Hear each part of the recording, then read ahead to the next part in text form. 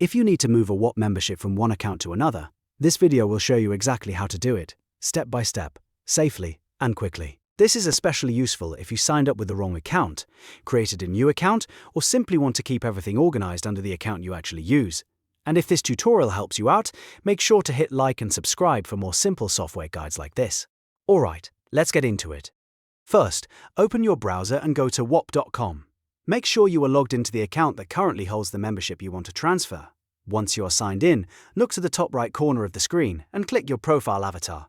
This will open the account menu. From there, choose Orders, or in some cases, you may see Joined Memberships, depending on how your account is displayed. Now you should see a list of your active memberships. Find the exact membership you want to move to a different account. Take a moment here to make sure you are selecting the right one, especially if you have more than one subscription or community membership. Next to the membership details, click the three dots menu. This opens a set of additional options for that membership. From the menu, click Transfer Membership.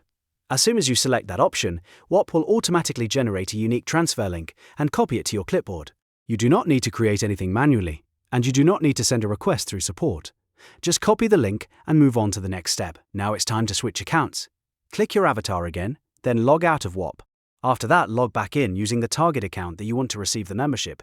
This is important because the transfer link needs to be opened while you are signed into the new account. Once you are inside the correct receiving account, click the browser address bar and paste the transfer link you copied earlier.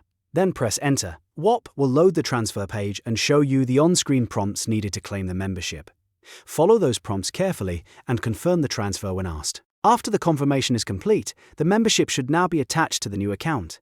At this point, it is a good idea to double-check your memberships or orders page to make sure everything transferred correctly. If the membership gives you access to a community, tools, or content inside Whop, you should now see it under the new account. There is one more important thing to check, especially if your membership includes Discord access.